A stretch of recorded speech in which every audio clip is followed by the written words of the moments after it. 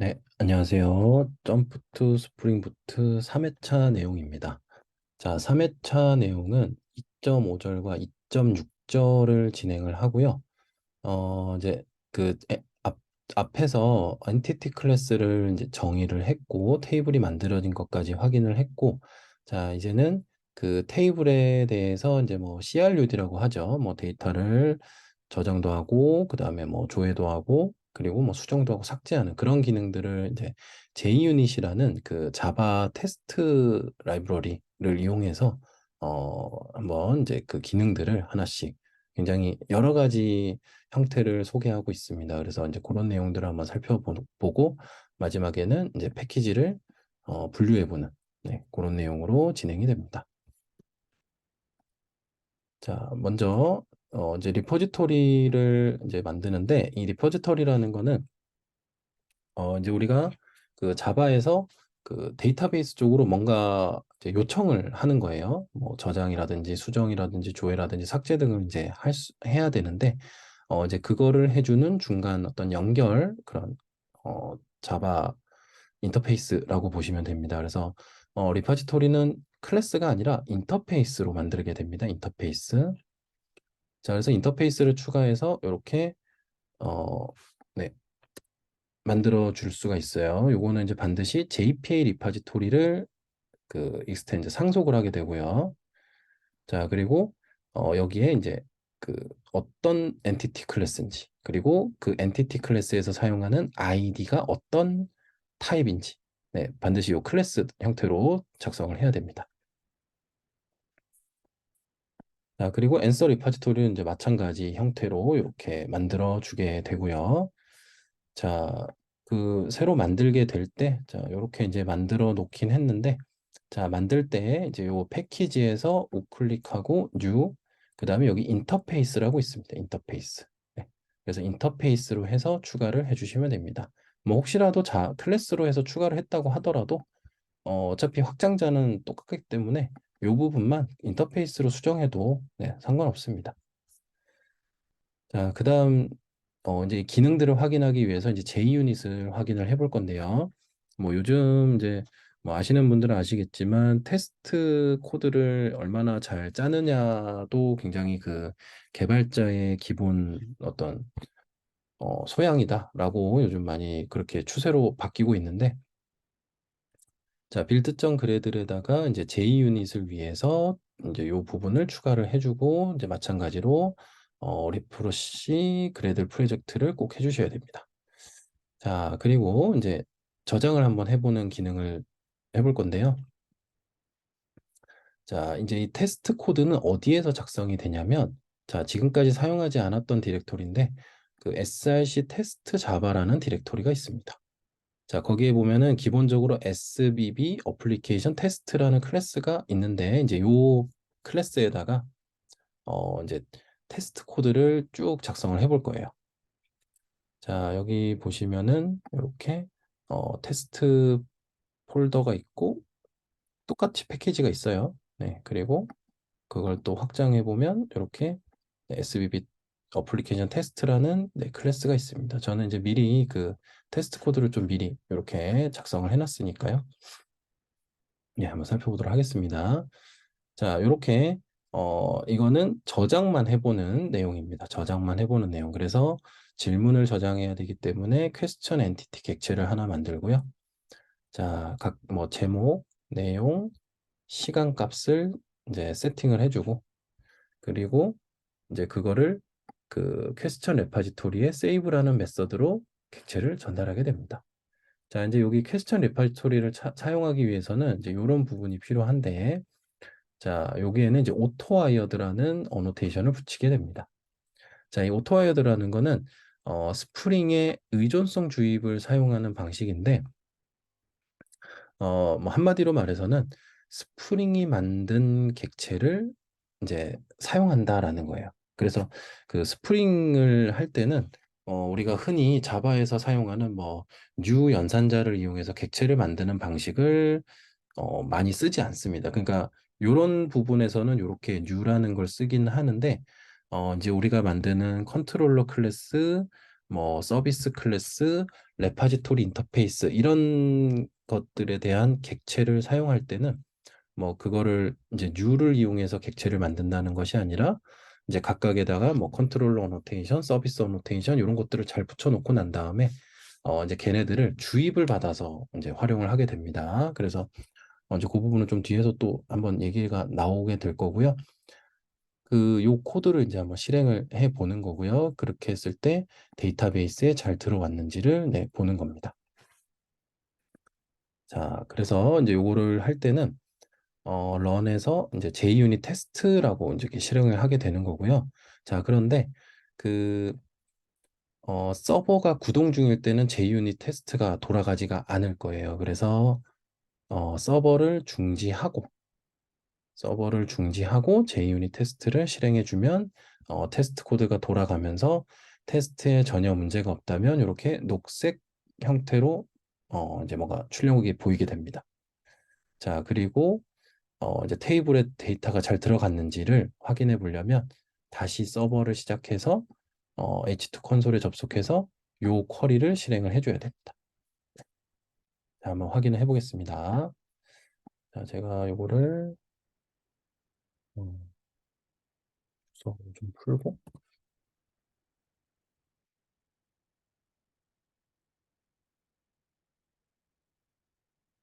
이렇게 작성이 된 상태에서 자, 저는 지금 서버가 이제 꺼져 있는 상태인데요. 자, 서버를 한번 돌려볼게요, 일단.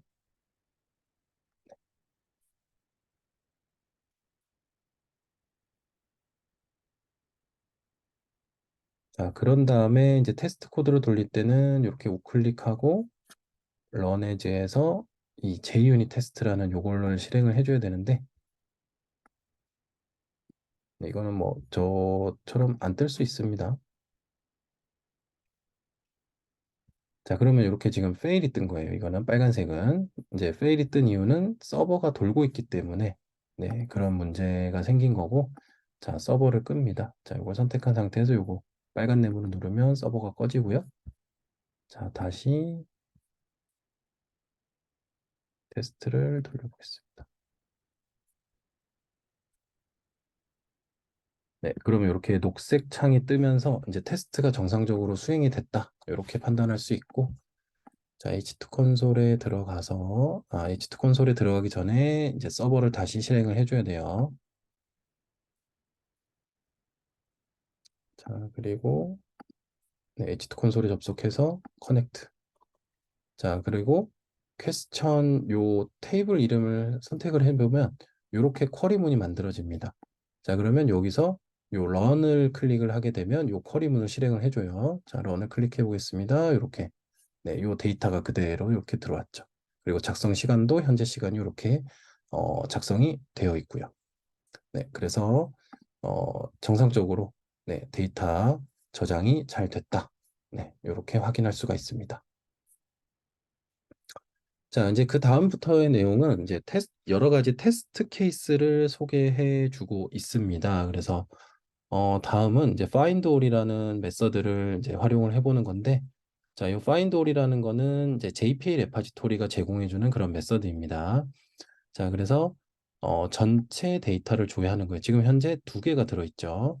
그래서 그거를 리스트로 가져오고 그 리스트의 사이즈를 이제 2가 맞는지, 그러니까 얘랑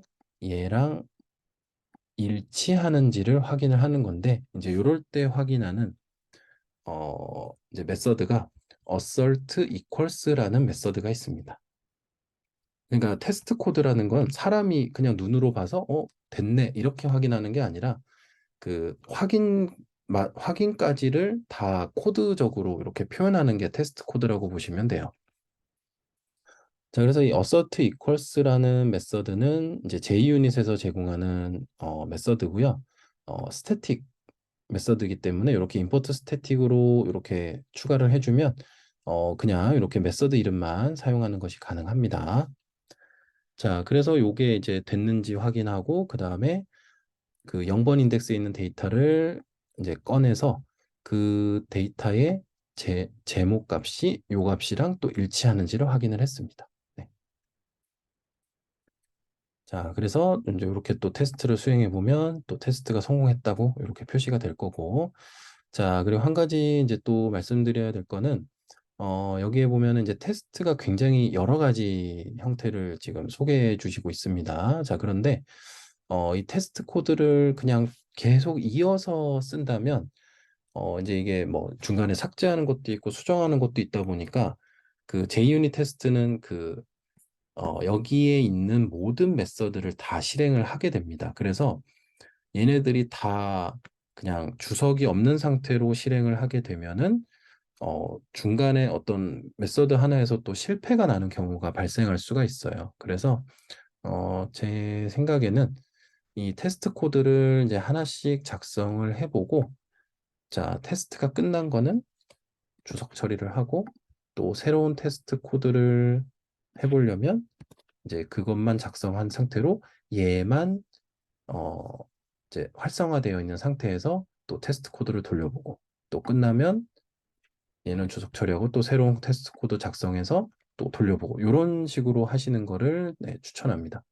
그렇지 않으면 어 이제 좀 또 테스트 코드가 돌다가 막 에러가 나는, 근데 그 에러라는 게 이제 뭐 코드를 잘못 썼다기보다는 여러 테스트 메서드가 같이 실행되면서 발생하는 문제니까 네, 참고해 주셨으면 좋겠습니다.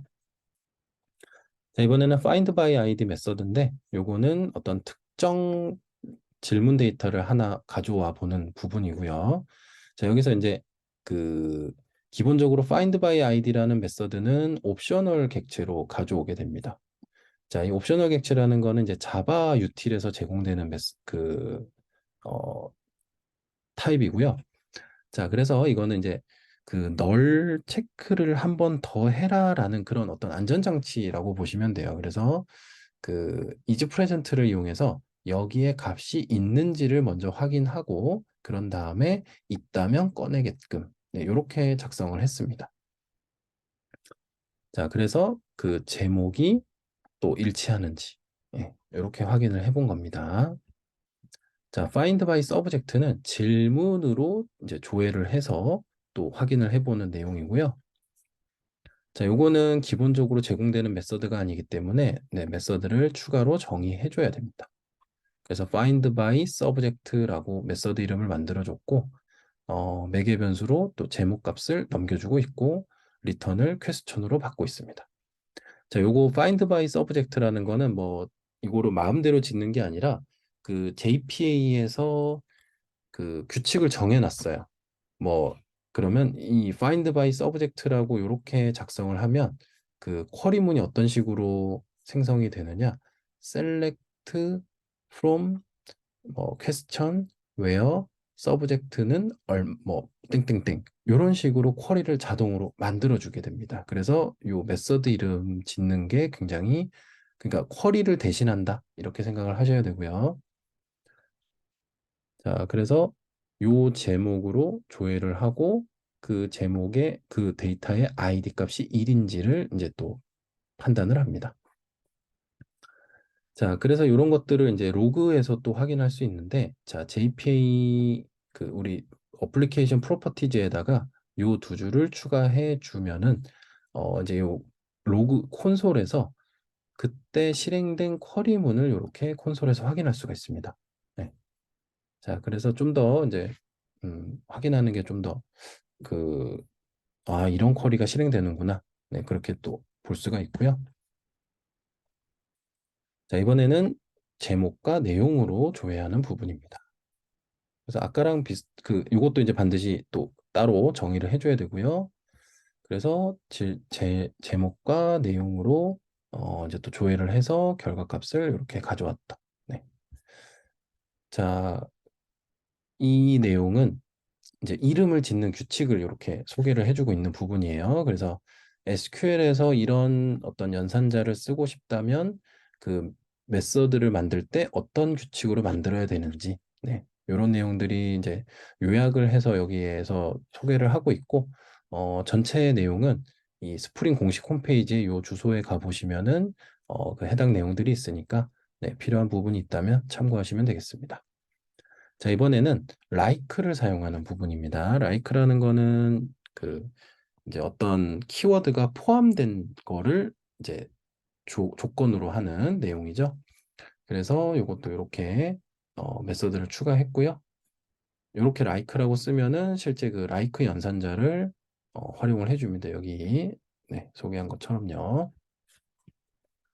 자, 그래서 SBB가 들어있는 네, 제목에 SBB가 들어있는 리스트를 가져와서 또 0번 인덱스에 들어있는 걸 가져와서 제목이 이게 맞는지를 이제 비교했습니다.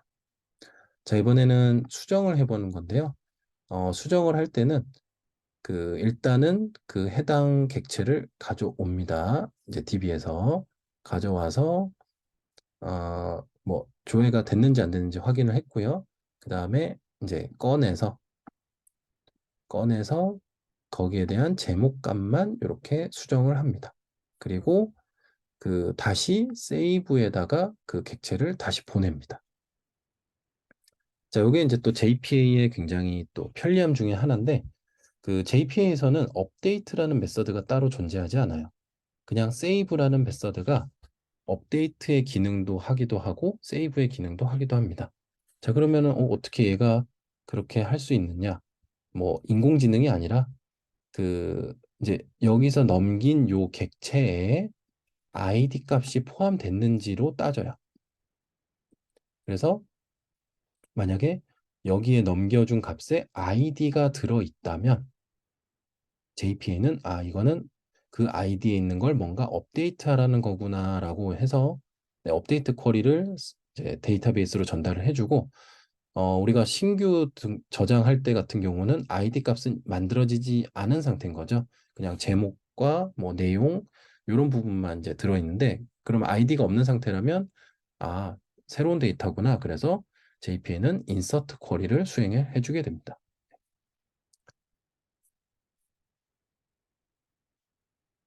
자, 그리고 이제 삭제하는 테스트 내용이고요. 자, 삭제는 어떤 흐름이냐면 전체 글개수를 먼저 가져와서 두 개인지를 확인을 하고요.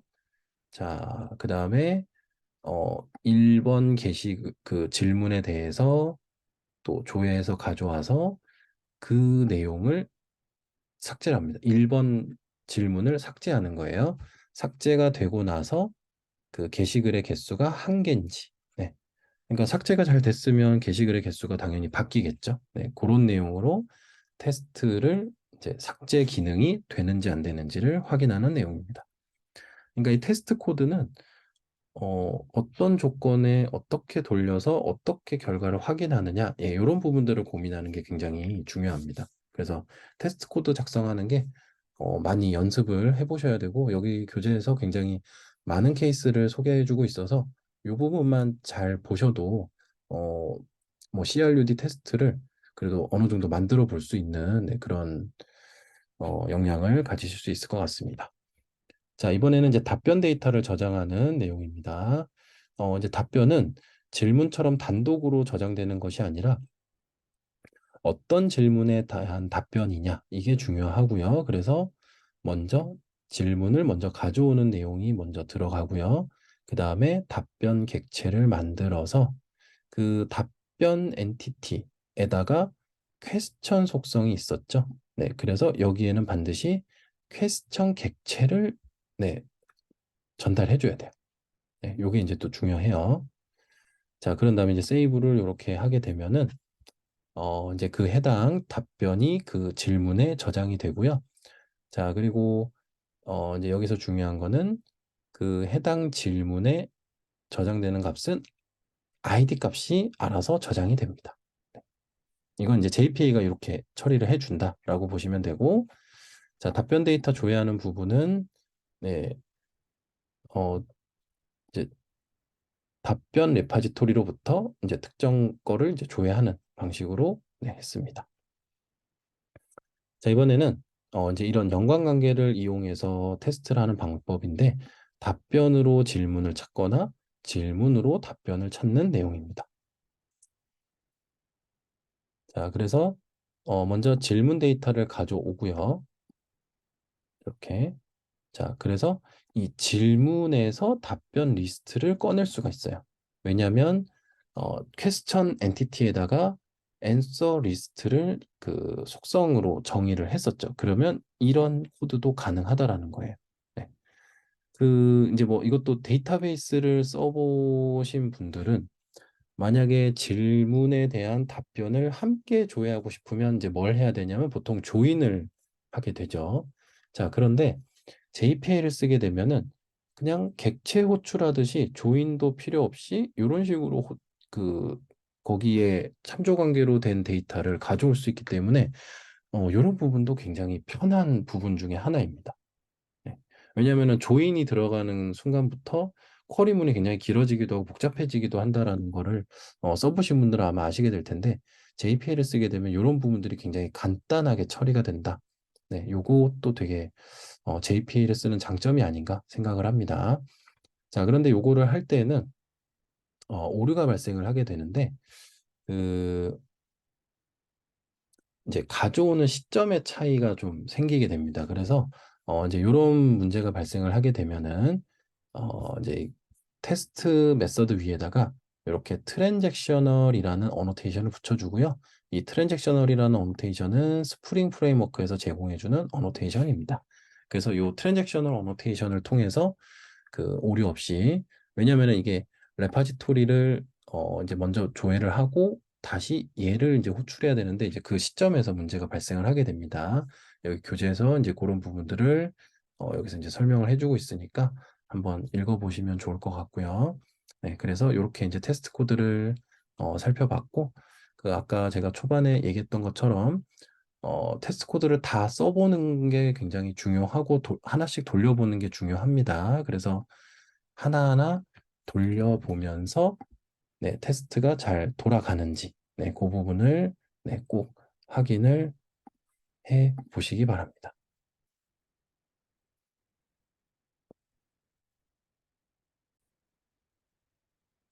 자, 2.6절은 도메인별로 분류하는 부분인데 이제 클래스가 점점 많아지고 있죠.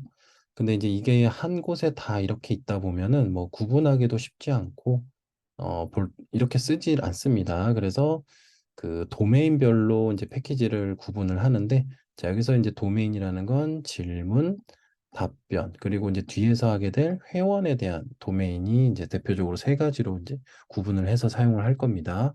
자, 그래서 요거에 대해서 각각 패키지를 만들어서 관리를 할 거예요. 자, 패키지를 만드는 방법은 반드시 여기서 시작을 해야 돼요. 기본 패키지에서 자, 우클릭, 뉴 패키지. 자, 그리고 패키지를 만들 때 조심할 부분은 이거를 지우는 경우들이 있는데 지우는 게 아니라 여기에 점을 찍고 추가로 뭐 answer라면 answer 이렇게 이름을 정해주는 거예요. 네. 그래야만 얘네들 소속에 있는 answer라는 패키지가 만들어지게 됩니다. 자, 뭐 예를 들어서 만약에 이걸 지우고 이렇게 썼다. 그러면 얘랑은 전혀 소속이 아닌 그냥 별도의 패키지가 이렇게 만들어지는 겁니다. 이렇게 되면은 나중에 이제 앤서 패키지에 있는 클래스들을 전혀 쓸 수가 없는 거예요. 네, 그래서 이 부분 굉장히 주의하셔야 되고 자, 그리고 저는 지금 이런 식으로 보이는데 아마 이 영상을 보시는 분들, STS에 좀 익숙하지 않으신 분들 좀 저랑 그림이 좀 다를 수 있는데 자, 여기 메뉴가 있습니다. 자, 여기에서 패키지 프레젠테이션이라는 부분이 있는데 아마 이게 플랫으로 잡혀 있을 거예요. 자, 플랫으로 보게 되면 이렇게 보여지게 돼요. 그래서 뭐 이거는 이렇게 보는 게 뭐 편하다고 생각되는 분들도 있을 수 있고 자, 근데 요거를 이렇게 해서 하이어라키컬이라는 형태로 주면은 이제 그 계층적으로 보여지게 됩니다. 그래서 저는 뭐 개인적으로 요게 더 보기가 편해서 저는 계속 이렇게 놓고 쓸 거고요. 이제 요런 부분들은 그 이제 보기 편한 형태로 네, 옵션을 정해서 쓰시면 되겠습니다. 네. 자, 그래서 이번 내용은 이제 테스트 코드를 굉장히 많이 다뤄봤고 그 다음에 이제 앤서와 퀘스천 패키지를 이제 나눠봤습니다. 네. 그래서 이제 이렇게 해서 3회차 내용을 마치도록 하겠습니다. 감사합니다.